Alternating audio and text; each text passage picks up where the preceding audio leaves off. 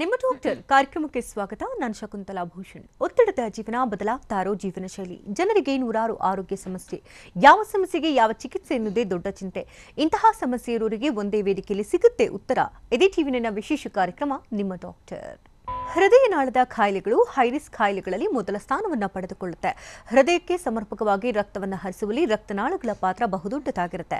ಆದರೆ ಕೆಲವರ ದೇಹದಲ್ಲಿನ ಅಸಮರ್ಪಕ ಕ್ರಿಯೆಗಳಿಂದ ಉಬ್ಬಿರುವ ರಕ್ತನಾಳಗಳು ಕಂಡುಬರುತ್ತೆ. ಹಾಗೆ ಸಾಕಷ್ಟು ದೈಹಿಕ ಚಟುವಟಿಕೆ ಇಲ್ಲದೆ ಇರುವುದು ಕಾಲುಗಳಲ್ಲಿನ ರಕ್ತದ ಹರಿವನ್ನು ಕಡಿಮೆ ಮಾಡುತ್ತೆ.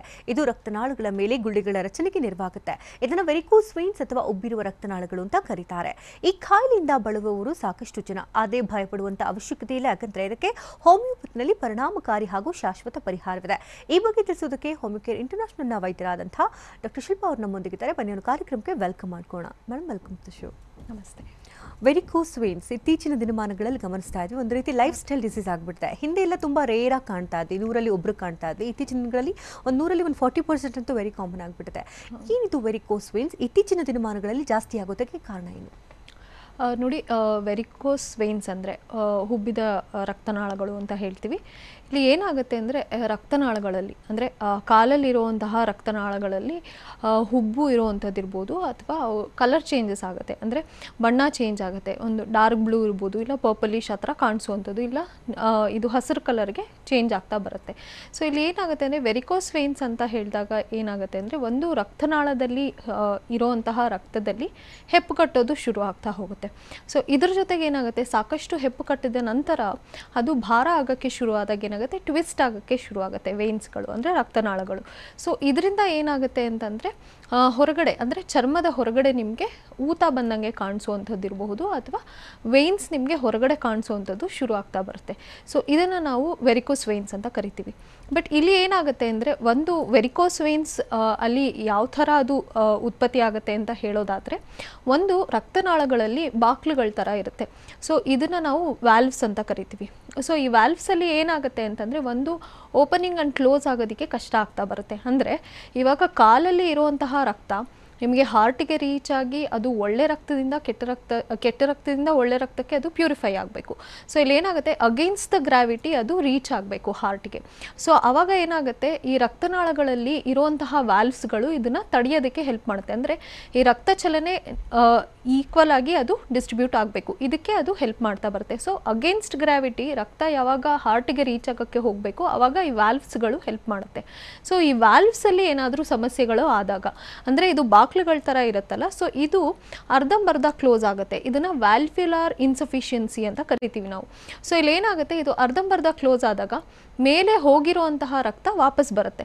ಸೊ ಇಲ್ಲಿ ವಾಪಸ್ ಬಂದಂತಹ ರಕ್ತ ಏನಾಗುತ್ತೆ, ವ್ಯಾಲ್ವ್ಸಿಂದ ಹೊರಗಡೆ ಬಂದ ತಕ್ಷಣ ಏನಾಗುತ್ತೆ, ಅದು ಅಗಲ ಆಗೋಕ್ಕೆ ಶುರು ಆಗುತ್ತೆ. ಅಂದರೆ ವೇನ್ಗಳು ಎಲಾಸ್ಟಿಸಿಟಿ ಜಾಸ್ತಿ ಇರೋದ್ರಿಂದ ಏನಾಗುತ್ತೆ, ರಕ್ತನಾಳಗಳು ದೊಡ್ಡದಾಗೋಕ್ಕೆ ಶುರು ಆಗ್ತಾ ಹೋಗುತ್ತೆ. ಸೊ ಇಲ್ಲಿ ಆಲ್ರೆಡಿ ರಕ್ತನಾಳದಿಂದ ರಕ್ತ ಅಲ್ಲೇ ಸ್ಥಗಿತಗೊಂಡಾಗ ಏನಾಗುತ್ತೆ ಅಂದರೆ ಇಲ್ಲಿ ಹೆಪ್ಪುಗಟ್ಟಕ್ಕೆ ಶುರು ಆಗ್ತಾ ಹೋಗುತ್ತೆ. ಸೊ ಇಲ್ಲಿ ಹೆಪ್ಪುಗಟ್ಟಿದಾಗ ಏನಾಗುತ್ತೆ ಅಂದರೆ ರಕ್ತನಾಳಗಳು ದೊಡ್ಡದಾಗ್ತಾ ಹೋಗುತ್ತೆ. ಸೊ ಇದು ಭಾರ ತಡೆಯೋಕ್ಕಾಗ್ದಿರ ಏನಾಗುತ್ತೆ, ಅದು ಟ್ವಿಸ್ಟ್ ಆಗೋಕ್ಕೆ ಶುರು ಆಗ್ತಾ ಹೋಗುತ್ತೆ. ಸೊ ಇಲ್ಲಿ ಏನಾಗುತ್ತೆ, ಚರ್ಮದ ಕೆಳಗಡೆನೇ ನಿಮಗೆ ಕಾಣಿಸೋಕ್ಕೆ ಶುರು ಆಗುತ್ತೆ. ಅಂದರೆ ವೇನ್ಗಳು ನಿಮಗೆ ದೊಡ್ಡದಾಗಿ ಕಾಣಿಸ್ತಾ ಬರುತ್ತೆ. ಗಡ್ಡೆಗಳು ತುಂಬಿರುವಂತಹ ವೇನ್ಗಳು, ರಕ್ತನಾಳಗಳು ಹೊರಗಡೆ ಕಾಣಿಸುತ್ತೆ. ಜೊತೆಗೆ ಕೆಲವರಿಗೆ ಪರ್ಪಲ್ ಆಗಿ ಅಥವಾ ಗ್ರೀನಿಶ್ ಕಲರ್ ಕಾಣಿಸುವಂಥದ್ದು, ಈ ಥರದ್ದೆಲ್ಲ ನಾವು ವೆರಿಕೋಸ್ ವೇನ್ಸಲ್ಲಿ ನಾವು ನೋಡ್ತಾ ಬರ್ತೀವಿ ಅಂತ ಹೇಳಬಹುದು. ಇದು ಹೇಗೆ ಕಂಡುಹಿಡ್ಕೊಳ್ಳೋದು ಹೇಗೆ? ಇದಕ್ಕೆ ಏನಾದರೂ ಟೆಸ್ಟ್ಗಳಿರುತ್ತಾ, ಜೊತೆಗೆ ಸ್ಟೇಜಸ್ ಏನಾದರೂ ಇರುತ್ತಾ? ನೋಡಿ, ವೆರಿಕೋಸ್ ವೇನ್ಸ್ ಅಂದರೆ ಹಾಗೆ ನೀವು ಹೊರಗಡೆ ಎಕ್ಸಾಮಿನ್ ಮಾಡಿದಾಗ ಕಾಲಲ್ಲಿ ನಿಮಗೆ ಕಾಣಿಸ್ತಾ ಬರುತ್ತೆ. ಅಂದರೆ ಇವಾಗ ಕೆಲವ್ರಿಗೆ ಸ್ಪೈಡರ್ ವೆಬ್ ವೇನ್ಸ್ ಅಂತ ಕರಿತೀವಿ. ಅಂದರೆ ಅದು ಆ್ಯಂಕಲ್ ಹತ್ರ ಕಾಣಿಸುತ್ತೆ, ಅಂದರೆ ಕಾಲು ಹತ್ರ ಕಾಣಿಸುತ್ತೆ. ಅದು ಅಂದರೆ ಅದು ಸಣ್ಣಗೆ ಹೆಪ್ಪುಗಟ್ಟಿರುವಂಥದ್ದು ಹೊರಗಡೆನೆ ಕಾಣಿಸುತ್ತೆ. ಇದು ಸೂಪರ್ಫಿಷಿಯಲ್ ವೆರಿಕೋಸಿಸ್ ಅಂತ ಕರಿತೀವಿ. ಸೊ ಡೀಪ್ ವೆರಿಕೋಸಿಸಲ್ಲಿ ಏನಾಗುತ್ತೆ ನಿಮಗೆ ಅಂದರೆ, ಒಂದು ಅವರಿಗೆ ದೊಡ್ಡ ರಕ್ತನಾಳಗಳು ಇನ್ವಾಲ್ವ್ಮೆಂಟ್ ಆಗಿರುತ್ತೆ. ಸೊ ಇಲ್ಲಿ ಏನಾಗುತ್ತೆ, ಇದು ಹೊರಗಡೆ ಕಾಣಿಸೋಕ್ಕೆ ಶುರು ಆಗ್ತಾ ಬರುತ್ತೆ. ಸೊ ಎಕ್ಸ್ಟರ್ನಲಿ ನಾವು ಪೇಷಂಟ್ ಕ್ಲಿನಿಕ್ಗೆ ಬಂದಾಗ ನಾವು ಎಕ್ಸಾಮಿನ್ ಮಾಡಿದಾಗ ನಮಗೆ ಕಾಣಿಸ್ತಾ ಬರುತ್ತೆ. ಅಂದರೆ ಇಲ್ಲಿ ಮಂಡಿ ಹಿಂಭಾಗದಲ್ಲಿ ದಪ್ಪ ಗಡ್ಡೆಗಳು ಕಟ್ಟುವಂಥದ್ದು, ಇಲ್ಲ ಕಾಲುಗಳಲ್ಲೇ ನಾವು ರಕ್ತನಾಳಗಳು ಹುಬ್ಬಿರುವಂಥದ್ದು ಕಾಣಿಸ್ತಾ ಬರುತ್ತೆ. ಜೊತೆಗೆ ಡಾಪ್ಲರ್ ಸ್ಟಡಿ ಅಂತ ಹೇಳ್ತೀವಿ, ವೀನಸ್ ಡಾಪ್ಲರ್ ಅಂತ ಹೇಳ್ತೀವಿ. ಸೊ ಇದರಲ್ಲಿ ಏನಾಗುತ್ತೆ, ಎಷ್ಟು ವೇನ್ಸ್ಗಳು ಅಂದರೆ ಎಷ್ಟು ರಕ್ತನಾಳಗಳು ಇನ್ವಾಲ್ವ್ಮೆಂಟ್ ಆಗಿದೆ ಅಂತ ಗೊತ್ತಾಗುತ್ತೆ. ಜೊತೆಗೆ ನಮಗೆ ಗ್ರೇಡ್ಸ್ ಗೊತ್ತಾಗುತ್ತೆ. ಅಂದರೆ ಇದು ಇವಾಗ ಇನಿಷಿಯಲ್ ಫೇಸಸಲ್ಲಿ ಇದೆಯಾ ಅಥವಾ ಕಾಂಪ್ಲಿಕೇಟೆಡ್ ಸ್ಟೇಜಲ್ಲಿದೆಯಾ ಅಂತ ಗೊತ್ತಾಗೋದಕ್ಕೆ ನಾವು ವೀನಸ್ ಡಾಪ್ಲರ್ ಮಾಡಿಸ್ತೀವಿ ಅಂತ ಹೇಳಬಹುದು.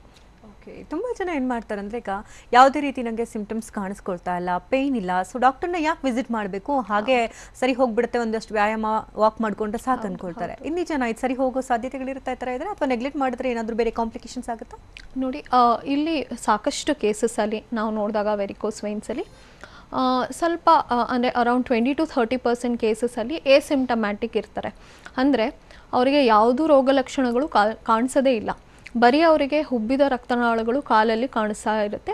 ಆ್ಯಂಡ್ ಅವ್ರು ಏನಂದರೆ ಏನೂ ಸಮಸ್ಯೆ ಇಲ್ಲ ಇರೋದ್ರಿಂದ ಏನಕ್ಕೆ ತೋರಿಸೋದು ಅಂತ ಇರುತ್ತೆ. ಬಟ್ ಏನಾಗುತ್ತೆ ಅಂದರೆ ಒಂದು ಸತಿ ಇಲ್ಲಿ ಅವರಿಗೆ ಹೆಪ್ಪಗಟ್ಟಕ್ಕೆ ಶುರುವಾಯಿತು ಅಥವಾ ವ್ಯಾಲ್ವ್ಯುಲಾರ್ ಇನ್ಸಫಿಷಿಯನ್ಸಿ ಆಗ್ತಿದೆ ಅಂದರೆ ರಕ್ತ ಚಲನೆಯಲ್ಲಿ ಸಮಸ್ಯೆ ಆಗ್ತಿದೆ ಅಂತ ಗೊತ್ತಾಗಬೇಕು. ಯಾಕೆಂದರೆ ಕಾಲಲ್ಲಿ ಇರುವಂತಹ ರಕ್ತ ಹಾರ್ಟಿಗೆ ರೀಚ್ ಆಗಿ ಪ್ಯೂರಿಫೈ ಆಗಲೇಬೇಕು.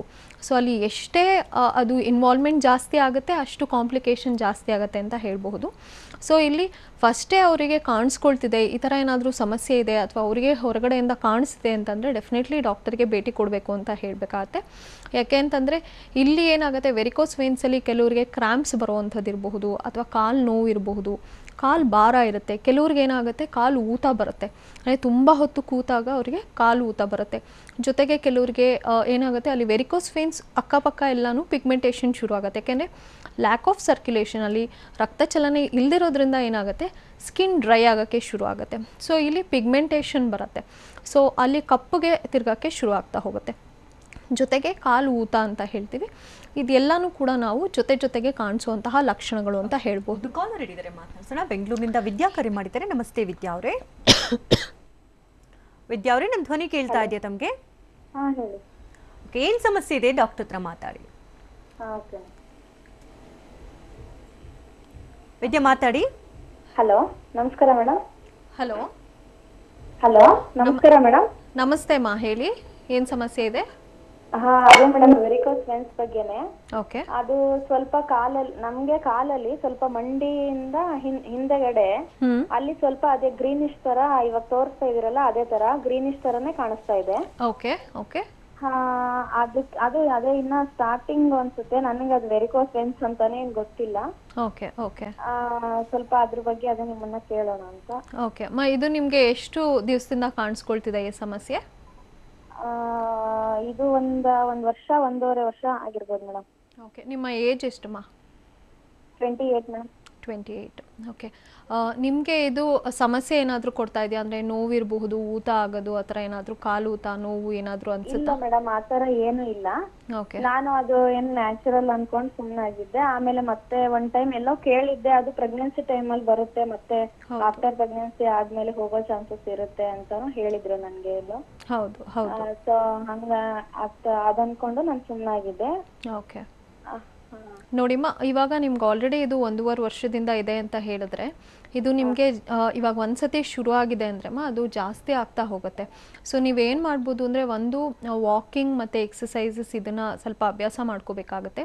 ಮತ್ತು ತುಂಬ ದೂರ ಟ್ರಾವೆಲ್ ಮಾಡಿದಾಗ ಏನಾದರೂ ಕಾಲು ಊತ ಬರುತ್ತೆ ಅಂದರೆ ಫೂಟ್ ಆ್ಯಂಡ್ ಎಲಿವೇಶನ್ ಅಂತ ಹೇಳ್ತೀವಿ, ಅಂದರೆ ತಲೆ ಹತ್ತಿರ ದಿಂಬು ಬೇಡ, ಕಾಲು ಹತ್ರ ಹಾಕ್ಕೋಬೇಕಾಗತ್ತೆ. ಸೊ ಇದು ಮಾಡಿದಾಗ ಏನಾಗುತ್ತೆ, ಸರ್ಕ್ಯುಲೇಷನಲ್ಲಿ ಹೆಲ್ಪ್ ಆಗುತ್ತೆ.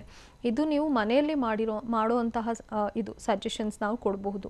ಬಟ್ ಏನಂದರೆ, ಇದು ನಿಮ್ಗೆ ಆಲ್ರೆಡಿ 1.5 ವರ್ಷದಿಂದ ಕಾಣಿಸ್ಕೊಳ್ತಿದೆ ಅಂತ ಹೇಳಿದಾಗ ನೀವು ಒಂದ್ಸತಿ ಡಾಕ್ಟರ್ಗೆ ಭೇಟಿ ಮಾಡಬೇಕಾಗತ್ತೆ ಅಮ್ಮ. ಅದನ್ನು ನೋಡಿಕೊಂಡು ಯಾವ ಥರ ಇದೆ, ಯಾವ ಗ್ರೇಡಲ್ಲಿದೆ ಅಂತ ನೋಡಿಕೊಂಡು ನಿಮಗೆ ಟ್ರೀಟ್ಮೆಂಟ್ ಬೇಕು ಅಂದರೆ ಡೆಫಿನೆಟ್ಲಿ ತೊಗೊಂಡ್ರೆ ಇವಾಗಲೇ ನಿಮಗೆ ಇದನ್ನು ಸರಿಪಡಿಸ್ಕೊಳ್ಬೋದು ಅಂತ ಹೇಳ್ಬೋದು. ಧನ್ಯವಾದ ವಿದ್ಯಾ ಅವರೇ ಕರೆ ಮಾಡೋದಕ್ಕಾಗಿ. ವಿವಿಧ ಸಂಚಿಕೆಯಲ್ಲಿ ವೆರಿಕೋಸ್ ವೇನ್ಸ್ ಬಗ್ಗೆ ಮಾತನಾಡ್ತಾ ಇದ್ವಿ. ಈ ಬಗ್ಗೆ ಮಾತನಾಡೋದಕ್ಕೆ ಡಾಕ್ಟರ್ ಶಿಲ್ಪಾ ಅವರು ನಮ್ಮೊಂದಿಗಿದ್ದಾರೆ. ಮತ್ತಷ್ಟು ಮಾಹಿತಿಯನ್ನು ಕೇಳಿ ಪಡ್ಕೊಳ್ಳೋಣ. ಲೈಫ್ ಸ್ಟೈಲ್ ಅನ್ನೋದು ತುಂಬ ಇಂಪಾರ್ಟೆಂಟ್ ಅನ್ಸುತ್ತೆ. ವೆರಿಕೋಸ್ ವೇನ್ಸಿಂದ ಬಳಲ್ತಾ ಇರೋರಿಗೆ ತುಂಬ ಜನ ಏನು ಮಾಡ್ತಾರೆ, ಸ್ಟಾರ್ಟಿಂಗಲ್ಲಿ 3 ಮಂತ್ಸ್ ಮೆಡಿಕೇಶನ್ಸ್ ತೊಗೊಳ್ತಾರೆ, ಸರಿ ಹೋಯಿತು ಎಲ್ಲವೋ ಏನು ಪ್ರಾಬ್ಲಮ್ ಇಲ್ಲ ಅಂತ ಬಿಟ್ಬಿಡ್ತಾರೆ. ಮತ್ತೆ ಒಂದು 6 ತಿಂಗಳ ನಂತರ ರೋಗ ಉಲ್ಬಣ ಆಗಿರುತ್ತೆ. ಲೈಫ್ ಸ್ಟೈಲ್ ಅನ್ನೋದು ಯಾವ ರೀತಿ ಮೇಂಟೈನ್ ಮಾಡಬೇಕು ವೆರಿಕೋಸ್ನಿಂದ ಬಳಲ್ತಾ ಇರೋರಿಗೆ? ನೋಡಿ ವೆರಿಕೋಸ್ ವೇನ್ಸ್ ಇದ್ದಂಥವರಲ್ಲಿ ಲೈಫ್ ಸ್ಟೈಲ್ ಮ್ಯಾನೇಜ್ಮೆಂಟ್ ತುಂಬಾ ಇಂಪಾರ್ಟೆಂಟ್ ಅಂತ ಹೇಳ್ಬೋದು.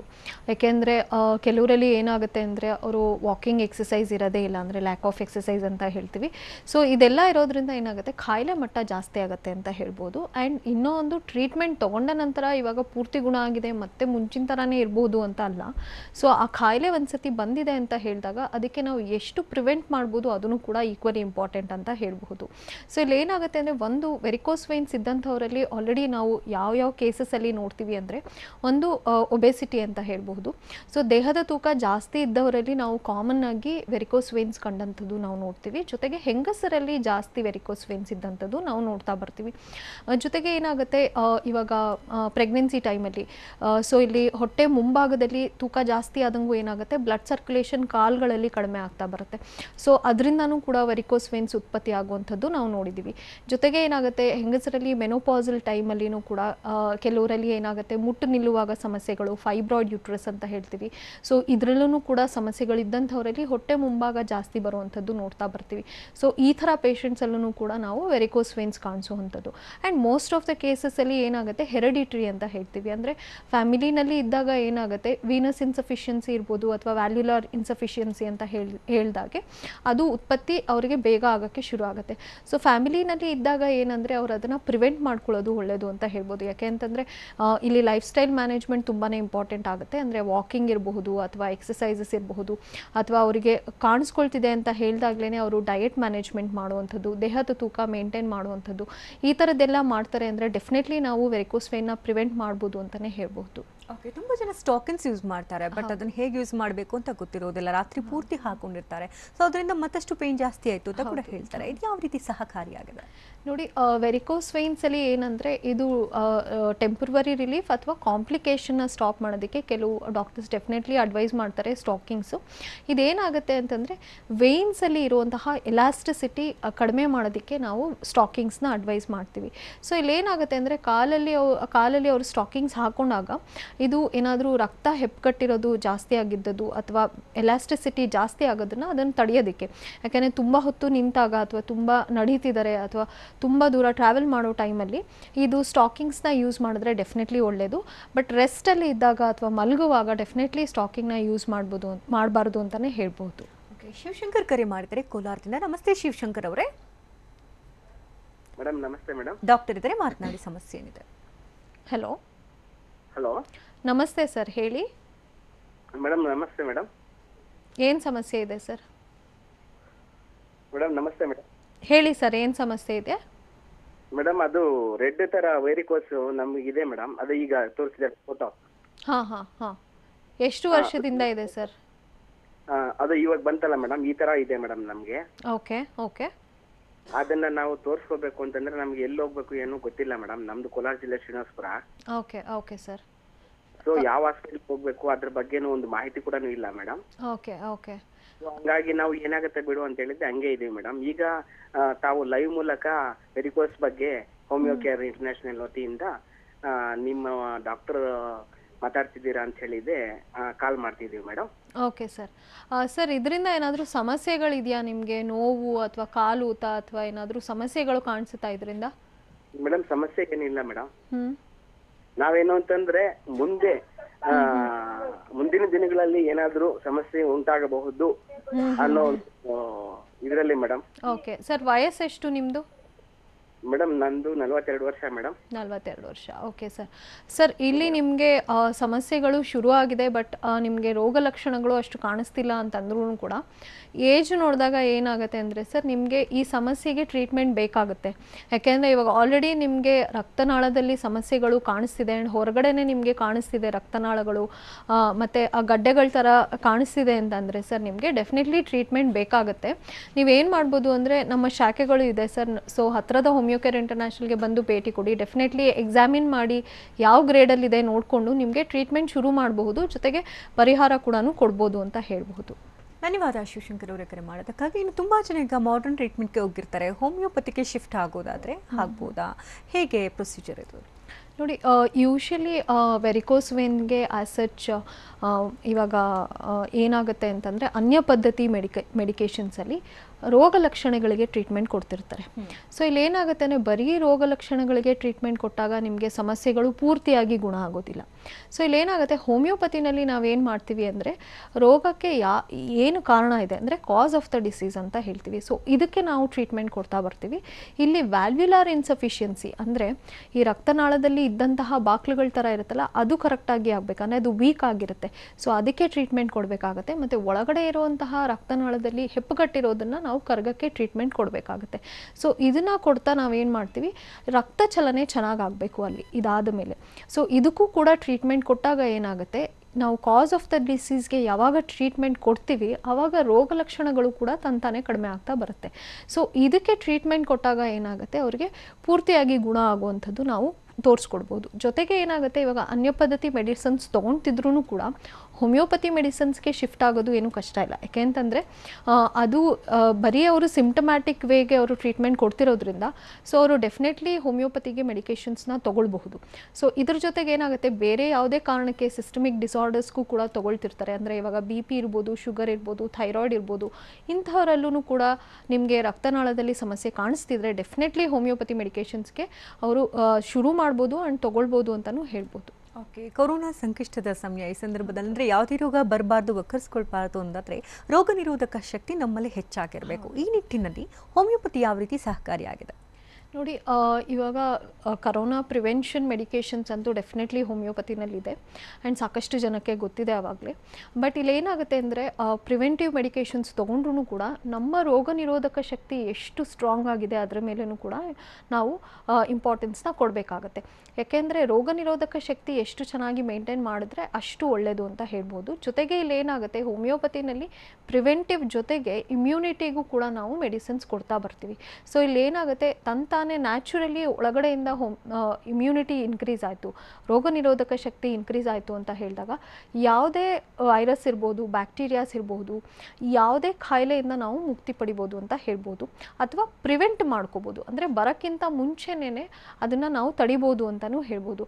ಸೊ ಇದ್ರ ಜೊತೆಗೆ ಏನಾಗುತ್ತೆ, ಕರೋನಾ ಇರೋದ್ರಿಂದ ನಾವು ಏನು ಸಜೆಷನ್ಸ್ ಇದೆ ಅಂದರೆ ಮಾಸ್ಕ್ ಹಾಕ್ಕೊಳ್ಳೋದಿರ್ಬೋದು, ಅಥವಾ ಸೋಷಿಯಲ್ ಡಿಸ್ಟೆನ್ಸಿಂಗ್ ಮೇಂಟೈನ್ ಮಾಡೋದು, ಮತ್ತು ಮನೆಯಲ್ಲೇ ಇರೋವಂಥದ್ದು, ಅನ್ನೆಸೆಸರಿ ಹೊರಗಡೆ ಹೋಗ್ತಾ ಇರೋವಂಥದ್ದು, ಇದನ್ನೆಲ್ಲ ನಾವೇ ಮನೆಯಲ್ಲಿ ಸೆಲ್ಫ್ ಕೇರ್ ಅಂತ ಹೇಳ್ತೀವಿ, ಇದನ್ನು ಮಾಡ್ಕೊಂಡಾಗ ಜೊತೆಗೆ ಇಮ್ಯುನಿಟಿ ಚೆನ್ನಾಗಿ ಮಾಡಿಕೊಂಡು ಹೋಮಿಯೋಪತಿ ಮೆಡಿಕೇಷನ್ ಪ್ರಿವೆನ್ಷನ್ ತೊಗೊಂಡಾಗ ಏನಾಗುತ್ತೆ, ಸಾಕಷ್ಟು ನಾವು 90% ನಾವು ಅದನ್ನು ಪ್ರಿವೆಂಟ್ ಮಾಡ್ಕೋಬೋದು ಅಂತಲೇ ಹೇಳಬಹುದು. ಸೊ ಇದರ ಜೊತೆಗೆ ಏನಂದರೆ ಮನೆಯಲ್ಲೂ ಕೂಡ ಸಾಕಷ್ಟು ಪೌಷ್ಟಿಕ ಆಹಾರ ಊಟ ಮಾಡಿಕೊಂಡು ಜೊತೆಗೆ 3 ರಿಂದ 4 ಲೀಟ್ರು ನೀರು ತೊಗೋಬೇಕಾಗುತ್ತೆ. ಯಾಕಂದರೆ hydration is very important. So ಅದನ್ನು ಮಾಡಿಕೊಂಡು ಎಕ್ಸಸೈಸ್ ಅಥವಾ ವಾಕಿಂಗ್ ಈ ಥರ ಮಾಡಿದಾಗ ಡೆಫಿನೆಟ್ಲಿ ನಾವು ಓವರ್ ಆಲ್ ಇದನ್ನು ತಡಿಬೋದು ಅಂತಲೇ ಹೇಳಬಹುದು. ಓಕೆ, ನಿಮ್ಮ ಕಡೆಯಿಂದ ಒಂದು ಸಜೆಷನ್ ಕೊಡೋದಾದರೆ, ಯಾಕಂದರೆ ತುಂಬ ಅನ್ಯ ರೀತಿಯ ಪದ್ಧತಿಗಳಿಗೆ ಒಗ್ಗೋಗ್ಬಿಡ್ತಾರೆ, ಹೋಮಿಯೋಪತಿಗೆ ನಾವು ಶಿಫ್ಟ್ ಆಗೋದಾದರೆ ಇದು ಯಾವ ರೀತಿ ಕೆಲಸ ಮಾಡುತ್ತೆ, ಎಷ್ಟು ದಿನಗಳ ಕಾಲ ಇಮ್ಯೂನ್ ಪವರ್ಗೆ ನಾವು ಟ್ಯಾಬ್ಲೆಟ್ಸನ್ನು ತೊಗೊಳ್ಬೇಕಾಗುತ್ತೆ ಅನ್ನೋದೆಲ್ಲ ಕನ್ಫ್ಯೂಷನ್ಸ್ ಇರುತ್ತೆ. ಇದಕ್ಕೆಲ್ಲ ಒಂಥರ ಹೇಳಿಯೋದಾದರೆ ನೋಡಿ, ಹೋಮಿಯೋಪತಿನಲ್ಲಿ ಏನಾಗುತ್ತೆ ಅಂತಂದರೆ ನಾವು ಮೆಡಿಕೇಷನ್ಸ್ ಕೊಟ್ಟಾಗ ಇಲ್ಲಿ ನಾವು ಇದರಿಂದ ಸೈಡ್ ಎಫೆಕ್ಟ್ಸ್ ಬರೋದಿಲ್ಲ. ಅದಕ್ಕೆ ನಾವು ಟ್ರೀಟ್ಮೆಂಟ್ ಕೊಡ್ತಾ ಬರ್ತೀವಿ. ಅಂದರೆ ನೀವು ಎಷ್ಟೇ ದಿನದಲ್ಲಿ ನಮ್ಮ ಹತ್ರ ನೀವು ಟ್ರೀಟ್ಮೆಂಟ್ ತೊಗೊಂಡಾಗಲೂ ಕೂಡ ಸೈಡ್ ಎಫೆಕ್ಟ್ಸ್ ಇರೋದಿಲ್ಲ. ಸೊ ಇಲ್ಲಿ ಏನಾಗುತ್ತೆ, ನಾವು ಕಾನ್ಸ್ಟಿಟ್ಯೂಷನ್ ಮೆಡಿಸಿನ್ಸ್ ಅಂತ ಕೊಡ್ತೀವಿ. ಇವಾಗ ಫಾರ್ ಎಕ್ಸಾಂಪಲ್ ವೆರಿಕೋಸ್ ವೇನ್ಸ್ ಅಂತಲೇ ತೊಗೊಂಡಾಗ 10 ಜನ ವೆರಿಕೋಸ್ ವೇನ್ ಪೇಷಂಟ್ಸ್ ನಮ್ಮ ಹತ್ರ ಬರ್ತಾರೆ ಅಂತ ಹೇಳಿದಾಗ ಏನಾಗುತ್ತೆ, 10 ಜನಕ್ಕೆ ಒಂದೇ ಥರ ಮಾತ್ರೆ ಕೊಡಬೇಕು ಅಂತ ಅಲ್ಲ. ಇಲ್ಲಿ ಏನಾಗುತ್ತೆ, ರೋಗ ಲಕ್ಷಣಗಳು ಒಂದು ಮನುಷ್ಯನಲ್ಲಿ ಉತ್ಪತ್ತಿಯಾಗಿ ಅದು ತೋರಿಸೋವಂಥದ್ದು ಡಿಫ್ರೆಂಟ್ ಆಗಿರುತ್ತೆ. ಅಂದರೆ ಒಂದೇ ಮನುಷ್ಯನಲ್ಲಿ ಕಾಯಿಲೆಗಳು ಒಂದೇ ಥರ ಇರೋದಿಲ್ಲ. ಸೊ ಕಾನ್ಸ್ಟಿಟ್ಯೂಷನಲ್ ಥೆರಪಿ ಕೊಟ್ಟಾಗ ಏನಾಗುತ್ತೆ, ಅವರಿಗೆ ಕರೆಕ್ಟಾಗಿ ಟ್ರೀಟ್ಮೆಂಟ್ ಸಿಗುತ್ತೆ. ಸೊ ಹೋಮಿಯೋಪತಿನಲ್ಲಿ we are specialised in constitution therapy, ಜೊತೆಗೆ ಅವರಿಗೆ ಕಾಂಪ್ಲಿಕೇಶನ್ ಸ್ಟಾಪ್ ಮಾಡೋದಕ್ಕೂ ಕೂಡ ಟ್ರೀಟ್ಮೆಂಟ್ ಇದೆ ಅಂತ ಹೇಳ್ಬಹುದು. ಡಾಕ್ಟರ್, ಕಾರ್ಯಕ್ರಮಕ್ಕೆ ಆಗಮಿಸಿ ಹಲವು ಮಾಹಿತಿ ನೀಡಿದ್ದಕ್ಕಾಗಿ ಧನ್ಯವಾದ ತಮಗೆ. ನಮಸ್ತೆ ವೀಕ್ಷಕರು, ಡಾಕ್ಟರ್ ಶಿಲ್ಪಾ ಅವ್ರನ್ನ ಭೇಟಿ ಮಾಡಬೇಕಂದ್ರೆ ಅಡ್ರೆಸ್ ಪ್ಲೇಟ್ ಈ ರೀತಿದೆ, ನೋಟ್ ಮಾಡ್ಕೊಳ್ಳಿ. ಹೋಮಿಯೋಕೇರ್ ಇಂಟರ್ನ್ಯಾಷನಲ್ ಪ್ರೈವೇಟ್ ಲಿಮಿಟೆಡ್ ಬೆಂಗಳೂರಿನ ಬ್ರಾಂಚಸ್ಗಳು ಈ ರೀತಿ ಇದೆ: ಜಯನಗರ, ಮಲ್ಲೇಶ್ವರಂ, ಇಂದಿರಾನಗರ, HSR ಲೇಔಟ್. ಇತರೆ ಶಾಖೆಗಳು ಬೆಳಗಾವಿ, ದಾವಣಗೆರೆ, ಹುಬ್ಬಳ್ಳಿ, ಮೈಸೂರು, ಮಂಗಳೂರು, ಕಲಬುರಗಿ, ಬಳ್ಳಾರಿ, ವಿಜಯಪುರ, ಹಾಸನ, ಬೇದೂರು, ಶಿವಮೊಗ್ಗ, ತುಮಕೂರು. ಕಾಂಟ್ಯಾಕ್ಟ್ ನಂಬರ್ ಈ ರೀತಿ ಇದೆ: 180010081212, ಮತ್ತೊಂದು ಸಂಖ್ಯೆ 9550001133. ಇದು ಈ ಹೊತ್ತಿನ ವಿಶೇಷ. ನಿಮ್ಮ ಡಾಕ್ಟರ್ ನಿರಂತರ ಸುದ್ದಿಗಾಗಿ ನೋಡ್ತಾರೆ TV9.